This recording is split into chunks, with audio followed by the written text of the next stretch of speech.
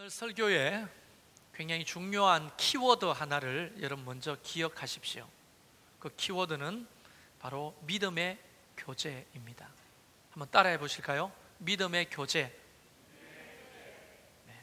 이 믿음의 교제라는 키워드를 기억하시면서 제 설교를 따라와 주시면 되겠습니다. 우선 우리가 읽었던 이 본문 말씀의 책 이름이 빌레몬입니다. 여러분 들어보셨죠?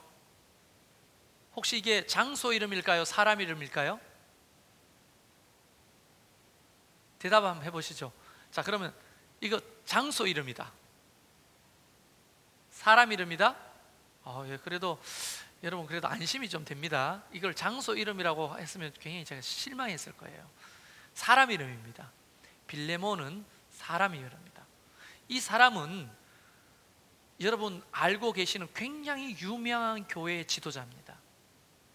혹시 아십니까? 네, 설교 시간에 자꾸 질문하면 여러분 얼마나 황당해 하시는지 알지만 그래도 이런 방법을 통해 자꾸 배워야 하거든요. 빌레몬은 여러분 다 아는 교회예요. 세자입니다. 예? 어디? 우리 신혜주 집사 뭐라고 했는데? 예, 땡 틀렸습니다. 골로새 교회입니다. 골로새 교회 들어보셨죠? 사도 바울이 교회를 개척한 교회 중에 여러 교회가 있지만 그 중에 골로새 교회가 있는데 이 골로새 교회는 이 편지의 수신자인 빌레몬의 집에서 시작됐다고 보는 겁니다. 빌레몬의 집에서. 그래서 이 빌레몬은 바울을 통해 예수를 알게 되고 믿게 되고 골로새 교회에 굉장히 중요한 지도자로 세움을 받았습니다. 물론 여러 가지 상황을 볼 때 이 빌레몬은 그래도 이 지역의 유지입니다. 유지. 왜냐하면 거느리는 종들과 노예들도 상당히 많았다고 보여집니다. 그래서 바울은 이 골로새 교회를 세워놓고 이 빌레몬에게 맡기고는 이제 멀리 또 전도 여행을 떠납니다. 그러다가 결국 로마에서 감옥에 gat히게 됩니다. 이 감옥에 갇힌 이 바울은 우리가 생각하는 그런 그 쇠창살이 있는 감옥이 아니고요. 로마의 감옥은 가택연금입니다. 가택연금. 집에 갇혀가지고 오도 가도 못하는 상태. 군병들이 지키고 있고요. 그러나 식량을 넣어주기 위해서 사람들이 왕래할 수가 있습니다. 그러니까 바울은 비록 밖으로 나가지는 못하지만 그 새 집에서 많은 사람들의 방문을 받고 음식을 가지고 오고 또 누가 의사 같은 경우에도 의사가 누가였잖아요. 바울의 어떤 지병을 돌보기도 하고 하면서 왕래를 했는데 그러면서 많은 사람들에게 또 복음을 전할 수 있는 기회가 있게 된 거죠. 자, 여기서 잠깐 스탑하고 시간에 대해서 잠깐 말씀드리려고 합니다. 지금 골로새 교회와 로마에 있는 바울의 상황이 이런 상황에 있습니다. 시간이라고 하는 것은 히브리 개념에 두 가지 시간이 있습니다. 하나는 크로노스적인 시간 개념입니다. 크로노스는 이렇게 우리가 그냥 일반적으로 인식하고 있는 시간입니다. 우리는 이 시간이 흘러간다 이렇게 말하죠. 시간이 흘러가는 거예요. 그런데 이렇게 수평으로 흘러가는 시간을 크로노스라고 하면 그 시간 안에 하나님의 시간표대로 하나님의 섭리와 역사가 일어나는 시간이 있어요. 포인트가. 그러니까 이 크로노스 시간과 하나님의 시간이 만나는 이 점을 우리는 카이로스라고 부릅니다. 카이로스. 한번 따라해 보실까요? 카이로스. 예, 그게 카이로스가 하나님의 어떤 섭리와 역사가 있는 시간 속에 일어나는 그 점, 그걸 이제 카이로스적인 시간이라고 말하는데요. 여러분과 저의 만남도 카이로스적인 사건이라고 저는 믿습니다. 예. 믿습니까? 여러분, 제가 잠실에서 이곳에 안 왔다면 여러분 어떻게 만났을까요? 그렇죠? 여러분이 만약에 수많은 장소 외에 이 진접으로 이사를 안 왔다면 또 저를 어떻게 만났을까요? 그래서 하나님의 그 섭리와 역사 속에서 딱 만나는 이 카이로스적인 어떤 은혜가 있는 거거든요. 우리 인생에도 이 카이로스적인 은혜가 있고 교회에도 하나님의 카이로스적인 은혜가 있습니다. 항상 그 카이로스적인 은혜를 경험하며 살아가게 되는 거죠. 자, 이 카이로스에 대해서 설명해 드렸는데요, 골로새에서 살아가고 있는 이 빌레몬의 집에는 여러 명의 종이 있었는데 그 중에 종이 무슨 이름이 있겠습니까? 종은 그 이름이 없습니다. 그런데 개도 이름이 있고 우리가 집에 키우는, 근데 종은 이름이 없어요. 뭐 그때 당시에 부르는 그냥 일반적인 호칭이 있겠죠. 이름보다도 가칭 같은 거. 근데 그 중에 오네시모라고 하는 종이 있었던 거죠. 여러분 오네시모 들어보셨죠? 빌레몬 집의 종이었습니다.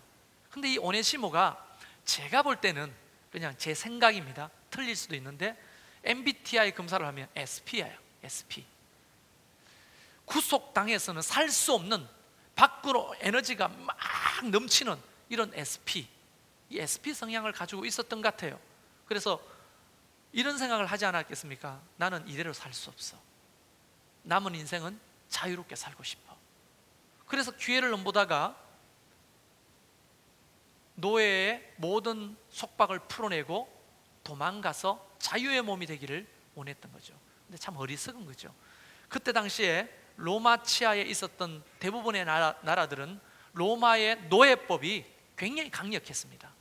악독했어요. 노예는 생사 여탈권 자체가 주인에게 있었습니다. 그냥 우리가 옛날에 다리 밑에서 개 많이 잡았잖아요. 개 그렇게 두들겨 펴가 잡아가지고 불에 거슬려서 우리가 된장 바르고 얼마나 맛있게 먹었습니까? 근데 그거 신고하는 사람 없죠? 요즘 그러면 신고 들어옵니다. 동물 학대법이라고 해가지고. 그래서 그때는 이 짐승만도 못한 거죠. 잡아 죽여도 누가 아무 소리도 안 하는 그런 시대예요. 그런 노예가 주인 집을 도망쳤다? 이거는 중범죄입니다. 잡히면 그냥 적결심판 사형입니다. 근데 이 오네시모가 빌레몬의 집에 있는 물건을 훔쳐가지고 도망을 갑니다. 어디까지 가느냐? 여러분 범죄 심리학에서 좀 머리가 돌아가는 범죄자들은 어디로 도망가느냐 하면 사람 없는 곳으로 도망가는 것이 아니라 사람이 어디로? 여러분 범죄 심리학에 대해서 좀 아시는군요. 사람이 많은 곳으로 도망갑니다. 군중 속으로 숨어 들어가는 거죠. 이 오네시모도 머리가 좀 똑똑했나 모르겠지만 가장 번화했던 도시 로마로 도망갑니다. 그곳에서 한번 성공해 보겠다고 자기 신분을 세탁하고 그냥 멀쩡하게 살아가려고. 왜냐하면 로마라고 하는 도시는 그때 당시에 세계의 중심이었고 수많은 민족들이 섞여 살기 때문에 이 사람이 노예인지 이 사람이 주인인지 어디 출신인지 모르는 거죠. 다민족이 모이는 곳이죠. 숨기가 좋았던 거죠. 왔는데 이제 카이로스적인 역사가 일어나는 겁니다. 그러다가 흘러 돌아다니다가 누구를 만나게 되느냐 하면 바울을 만나게 되는 거예요. 오네시모가. 이게 카이로스적인 거죠. 아니 오네시모의 삶은 오네시모의 삶이고 바울의 삶은 바울의 삶이죠. 무슨 상관관계가 있어요? 근데 하나님이 이 두 사람의 인생의 시간, 크로노스의 시간이 하나님의 카이로스에서 딱 만나는 거예요. 만나면서 오네시모가 바울을 만나 예수 그리스도를 알게 되고 그가 회개하고 거듭나서 하나님의 자녀가 되면서 묻지도 않은 말을 바울에게 불기 시작합니다. 사실 선생님, 저는 노예였습니다. 바울도 놀랬겠죠. 그러나 놀라지 않은 그랬군요 형제님. 태연한 척하고 기구한 시간을 보내고 있군요. 이렇게 위로가 됐겠죠. 그러면서 성경에는 없습니다만 추측을 해보는 겁니다. 눈물을 흘리면서 선생님, 제가 사실은 노예였는데 주인의 물건을 훔쳐서 한번 잘 살아보겠다고 이 로마로 기어 들어왔는데 주님을 만나고 보니 내가 얼마나 어리석은지, 이게 얼마나 잘못된 일인지 깨달았습니다. 아니, 노예로서 도망쳐왔다는 게 잘못된 게 아니고 그런 욕망이 있잖아요. 물건을 훔쳐가지고 한번 성공해보겠다는 것들이 얼마나 부질없다는 것을 알게 되었습니다. 그래서 바울이 물었죠. 어디 출신입니까? 물었더니 골로새입니다 하니까 바울이 골로새? 골로새는 내가 그곳에서 전도를 하고 교회를 세운 곳인데 혹시 골로새 교회라고 들어보셨나요? 하니까 버벅거리면서 이야기를 하는 거예요. 그 골로새 교회의 담임 목사가, 지도자가 빌레몬인데 혹시 오네시모 당신은 압니까? 하니까 깜짝 놀라면서 벌벌벌 떠는 거예요. 이런 우연이 어디 있습니까? 이게 카이로스적인 거죠. 그때 오네시모가 벌벌벌 떨면서 이야기하는데 사실은 선생님, 제가 바로 그 빌레몬 주인에게서부터 도망쳐 온 겁니다. 바울이 얼마나 깜짝 놀랐겠어요. 그러면서 바울이 다시 한번 오네시모를 뜨겁게 끌어안고 위로하면서 차라리 다행입니다. 내가 빌레몬이라는 사람을 아는데 그는 정말 신실한 사람입니다. 정말 하나님의 사람입니다. 내가 오네시모 형제를 편지를 써가 보내줄 테니까 주인에게로 돌아가십시오. 내 주인에게로 돌아가라고요? 그럼 말이 됩니까? 여러분 같으면 돌아가겠어요? 돌 맞아 죽을 게 뻔한데. 근데 바울은 그렇게 설득합니다. 빌레몬이 어떤 사람인지 제가 압니다. 그는 신실한 하나님의 사람입니다. 그러니까 이 편지를 들고 가면 당신을 종이 아니라, 노예로 아니라 형제로 받아줄 겁니다. 오네시모, 당신은 더 이상 종이 아니라 나의 아들입니다. 그리고 빌레몬의 형제입니다. 이게 바로 그리스도 안에서 하나님 나라의 가치고 바로 하나님 나라의 인권이고 하나님 나라의 문화입니다. 이거는 이제 가르쳤겠죠. 하나님을 알게 된 이 오네시모는 그 편지를 들고 빌레몬에게 가는 거예요. 떨리지만 그 편지가 뭘까요? 오네시모가 들고 왔던 편지 뭘까요? 네? 뭘까요? 예, 맞습니다. 역시 빌레몬서에 바로 우리가 읽었던 이 빌레몬서가 그래서 오네시모가 들고 왔던 편지인 겁니다. 저는 오네시모의 마음을 확실히 모르겠지만 정말 두렵고 떨리는 마음으로 갔을 거예요. 그런데 바울이 계속 오네시모가 돌아갈 수 있도록 설득할 때 해준 말이 기억납니다. 빌레몬이 어떤 사람이냐는 것을 계속 이야기했겠죠. 제가 생각할 때는 빌레몬은 오네시모 당신이 아는 그런 종류의 사람이 아닙니다. 빌레몬은 예수 그리스도를 영접하고 완전히 하나님의 사람이 됐고 신실한 사람입니다. 그래서 돌아가면 당신을 돌로 쳐 죽이지 않을 겁니다. 그는 하나님의 사람이기 때문에 당신을 도리어 환영하고 형제로 맞이해 줄 겁니다. 여러분, 2000년 전의 그 시대의 사고방식으로는 이해가 안 되는 거죠. 이해가. 근데 계속 바울의 이야기를 들으니, 영적인 아버지가 된 이 바울의 이야기를 오네시모가 들으니 설득이 되는 거예요. 설득이. 그러면서 저는 몇 날 며칠 보내면서 오네시모가 설득당했던 굉장히 중요한 이유가 뭐냐 하면 빌레몬이 어떤 사람인지를 확신을 갖게 됐다는 거죠.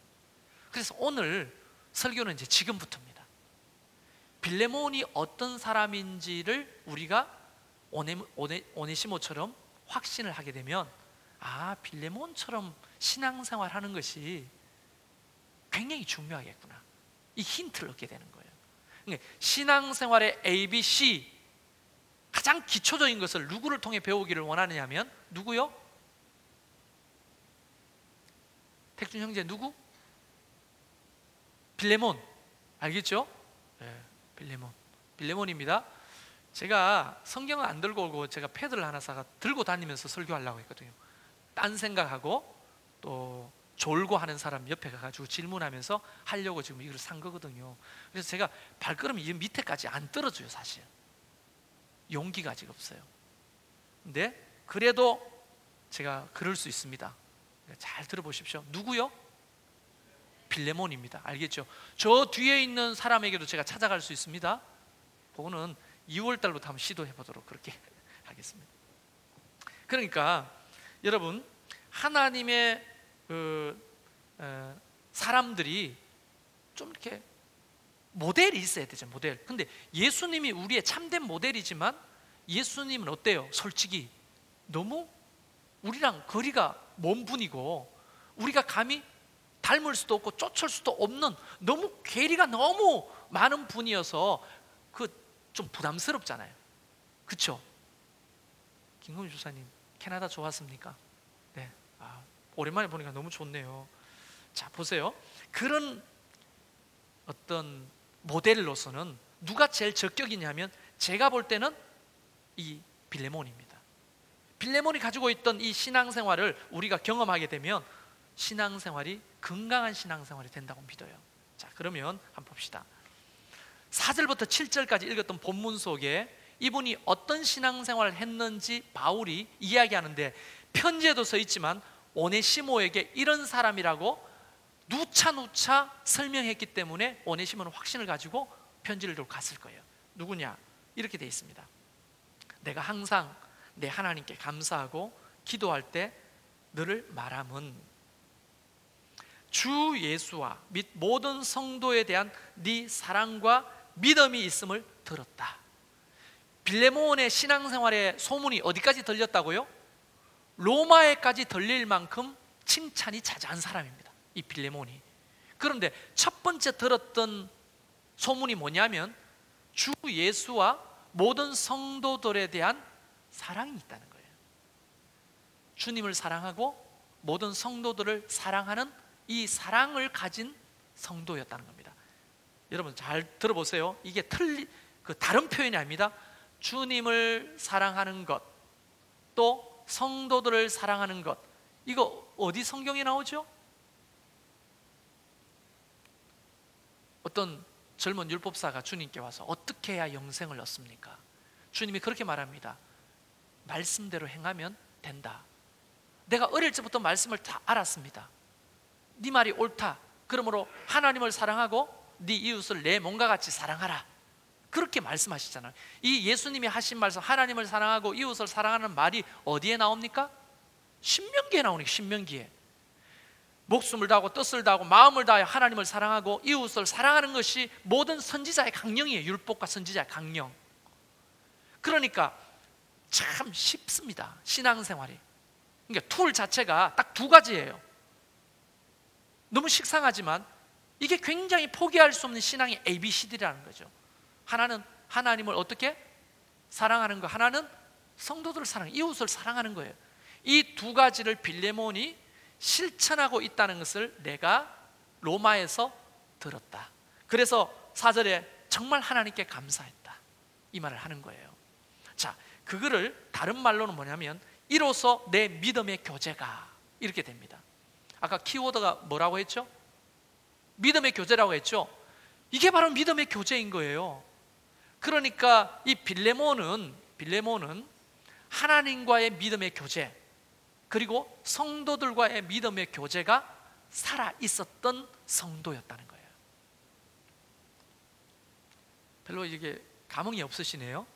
제 느낌은 그런데 다시 한번 설명해 드릴게요. 이것만 되면 신앙생활 되는 거예요. 자, 먼저 여기서 말하는 주 예수에 대한 사랑, 주 예수님과의 믿음의 교제는 뭘로 이루어지느냐? 세 가지입니다. 세 가지. 첫째가 예배예요. 예배. 예배라고 하는 것은 지난주에 오신 이필수 목사님을 통해 제식 세미나에서도 드렸지만 하나님의 은총에 대한 사람들의 반응이죠. 반응. 하나님의 은총과 인간의 반응이 있을 때 이게 교제가 되잖아요. 그래서 예배는 굉장히 중요한 주 예수와의 믿음의 교제가 되는 거예요. 그래서 예배가 살아야 됩니다.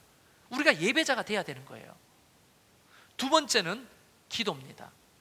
여러분, 기도라고 하는 것은 포기할 수 없는 가치잖아요. 뭐 다른 걸로 대체가 가능할 수 있는 게 아니에요. 절대 가치를 가지는 거예요. 믿음이라고 하는, 그 기도라고 하는 것. 기도를 통해서만 주님과 교제가 이루어지는 거예요. 여러분, 그러니까 기도하는 사람인가를 보면 나의 신앙의 대부분을 진단할 수 있는 것입니다. 그것을 통해 우리가 하나님과 깊어지는 거예요. 또 하나는 하나님의 말씀입니다. 그분의 뜻을 알아야 될 거 아닙니까? 여러분, 우리가 옛날에 몸이 멀어지면 뭐도 멀어져요? 마음도 멀어지잖아요. 실제로 그런 거 경험 많이 해보셨죠? 그럼 첫사랑과 결혼 안 했을 거 아니에요. 그 첫사랑과 몸이 멀어지니 마음도 멀어지는 거 아니에요. 여러분, 몸이 가까워진다고 하는 것은 어떤 스킨십을 말하는 게 아니라 대화가 단절된다는 거죠. 그래서 예전에 연애할 때는 멀리 떨어져도 어쨌든 그 대화를 지속시키기 위해서 펜팔처럼 편지를 얼마나 주고받았습니까? 그렇죠? 소통하려고. 그게 굉장히 중요한 교제의 끈이거든요. 그래서 여러분 연애할 때 보면 알겠지만 만나가지고 몇 시간 동안 얘기하고 돌아가서도 또 아버지 몰래 뿌라치한 전화 이불 밑에서 이래가지고 여보세요, 잘 들어갔어? 그리고 또 한 2시간 이야기하죠. 여러분 뿌라치한 전화 사용해 보셨습니까? 안방하고 뿌라치 된 거? 뿌라치가 뭔지 몰라요? 그거 설명하면 시간이 많이 가니까. 그러니까 이불 속였어요. 그리고 아버지가 전화한다고 수화기 들면 여기 손을 빨리 끊고 막 이렇게 하면서 하루 종일 같이 있었는데 또 대화하는 거죠. 그게 교제 아닙니까? 그게 기도라는 거죠. 그게 말씀이라는 거죠. 왜냐하면 말씀 속에서는 하나님의 마음이 충분히 알 수 있으니까. 하나님의 말씀을 알고 그분께 나아가 기도하고 그분께 예배하고, 이게 예수 그리스도와 믿음의 교제를 하는 굉장히 중요한 3가지 방법이라는 거예요. 또 한 축은 뭡니까? 성도들과의 교제죠. 성도들과. 지난주에 설교 제목이 뭔지 기억나십니까? 네? 뭐요? 디아코노스라는 말 맞죠? 디아코니아, 이거는 명사고, 디아코노스, 이거는 집사라는 말이고, 섬기다, 봉사하다는 뜻이죠. 여러분, 섬기고 봉사하는 자로 우리를 디아코노스로 불렀죠, 하나님이. 그러면 성도들과 교제하고 할 때 그냥 만나서 밥 먹고 수다 떨고 이야기하는 것을 넘어서 서로 사랑하는 거예요. 서로 봉사하는 거예요. 서로 서비스를 주고받는 것입니다. 이런 것이 하나님의 뜻이라는 거죠. 이게 믿음의 교제라는 거죠. 근데 보세요, 하나님과의 교제, 성도의 교제가 동전의 양면처럼 딱 붙어 있기 때문에 절대로 이거는 수술로도 뗄 수 없는 거예요, 이게. 그러면 우리 신앙을 진단할 때 굉장히 중요한 지표를 빌레몬의 신앙이 제공하고 있는 거예요. 내가 과연 하나님 앞에 올바른 신앙을 하고 있는지 없는지는 뭘 보면 아느냐? 내가 하나님과 교제가 살아있느냐, 내가 성도들과 믿음의 교제가 살아있느냐가 진단하는 거예요. 여러분의 삶이 도덕적으로 윤리적으로 착하게 사느냐, 이건 2번째 문제입니다. 이게 하나님과의 교제, 성도들과의 사랑의 교제, 이걸 믿음의 교제라고 하는데, 이것이 살아있을 때 우리의 신앙은 비로소 건강한 신앙으로서의 첫 발을 내딛고 2발, 3발 앞으로 나갈 수 있는 거예요. 그게 안 되면 건강한 신앙생활은 물 건너가는 겁니다. 그거 안 하고도 교회는 다닐 수 있죠. 우리는 그것을 종교 활동 내지는 종교 생활이라고 부르는 겁니다. 그 종교 활동과 종교 생활을 10년, 20년 하면 교회 생활에 익숙해집니다. 그리고 편해집니다. 그리고 내가 어떤 것들을 잘 하게 됩니다. 그것과 이 신앙생활은 별개의 문제입니다. 여러분, 저는 예전에 꿈이 있었어요. 그 꿈이 뭐냐면 큰 교회 목사가 되는 거예요. 그런데 그거 얼마나 어리석다는 걸 알고 내려놨습니다. 그리고 예전에 저의 꿈이 있었습니다. 그게 뭐냐 하면 멋진 건물을 소유하는 겁니다. 그런데 그거 부질없는 짓입니다. 내려놨습니다. 그런데 왜 건축을 하려고 합니까? 저한테 묻는다면 저는 오늘 하나님 앞과 여러분 앞에 분명히 말씀드릴 수 있어요. 여러분, 건축이 완성됐을 때 예배당은 목적입니까? 도구입니까? 예, 여러분 그렇게 말씀해 주셔서 너무 고마워요. 예배당 자체는 절대 목적이 될 수 없습니다. 교회에 도구입니다. 어떤 하나님의 뜻을 이루는 도구. 자, 그러면 이 도구를 사용하는 주체가 누굽니까? 하나님입니까? 하나님이 우리를 통해 하십니까? 실제 주체는 하나님이라고 볼 수 있지만 실제로 그 도구를 사용하는 주체자는 저와 여러분이 되는 겁니다. 그렇습니까? 안 그렇습니까? 그렇죠. 여러분이 성숙한 그리스도인이 되면 이 도구를 성숙하게 사용할 수 있는 거예요. 근데 만약에 앞에 계시니까 한만수 집사님이 계신데, 한반석 집사님에게 하나님이 갑자기 300억 원을 주셨다. 생각나도 기분 좋죠? 한반석 집사님은 11조는 하실 것 같아요. 감사함도 하시고. 근데 교회는 안 나오실 것 같아요. 그냥 제 느낌입니다. 꼭 그렇다는 게 아니고, 저도 갑자기 하나님이 저한테 300억 주시면 목사 안 할 것 같아요. 여러분 실망하셨어요? 솔직히 300억 만약 내한테 있으면 저는 이렇게 스트레스 받으면서 목회 안 할 것 같아요. 저런 목사한테 내가 설교를 듣고 있느니 다른 교회를 가겠다 그러지 마시고요, 솔직한 마음을. 여러분 어때요? 300억 주시면 교회 열심히 나오고 기도 열심히 하실 것 같아요? 우리 뭐 기도 대장이라고 하는 최일건 집사님 한번 이야기해 보세요. 300억 주셨다. 너희 아버지가 말을 제대로 못 하시네. 물론 교회는 좀 다니실 것 같지만 절절함이 있을까요? 우리에게 하나님을 찾고자 하는 그런 영적인. 그래서 사실은 우리가 300억을 사용할 수 없는 인격과 사고방식을 가졌는데 300억이 갑자기 생기면 그것은 복이 아니라 저주가 되는 겁니다. 저주. 그런 예는 수없이 봅니다. 그런 예는. 만약 이 교회 건축이 정말 아름답고 멋지게 지어진들 그것을 사용하는 우리가 빌레몬과 같은 성숙을 향해 나가지 않는다면 그런 도구는 우리에게 저주가 되는 거예요. 저주가 되는 거예요. 그래서 어제 2단계 성경 공부하면서 물었어요. 하나님의 계획표는 우리가 생각하는 것보다 조금 항상 늦다. 왜 늦느냐? 우리가 준비되고서야 그걸 주시거든요. 그래서 우리는 지금 목표가 이전하고 또 새로운 성경 들어가는 것을 올해 연말 정도로 생각하고 있지만 제 마음속에는 그런 마음이 있는 거예요. 과연 연말에 들어갈 수 있을까? 돈 있다고 되는 게 아닌 거예요. 이거는 우리가 빌레몬과 같은 성숙한 그리스도인이 되면 하나님이 주신 그런 건물이라는 도구라고 하잖아요. 도구를 이 지역을 위해서 코이노니아란다. 디아코노스 할 수 있는 거예요. 디아코니아 할 수 있는 거예요. 그러면 그것도 복이 되고 이것도 복이 되는 거죠. 우리 모두가 성숙해지길 바라는 거예요. 그래서 믿음의 교제라는 것은 절대로 포기할 수 없는 겁니다. 자, 그러면 믿음의 교제가 시작되면 어떤 열매들이 있을까요? 자, 이렇게 설명합니다. 우리 가운데 있는 선을 알게 하고, 믿음의 교제가 우리 가운데 있는 선을 알게 한대요. 여러분, 선이라고 하는 것은 착한 행실을 말하는 게 아니고 성경에서 선이라고 하는 것은 바로 하나님의 뜻을 의미합니다. 하나님의 뜻. 주님과 믿음의 교제, 성도들과 건강한 믿음의 교제를 하게 되면 그 속에서 하나님의 뜻을 이루는 삶을 살게 되는 거예요. 나도 모르게.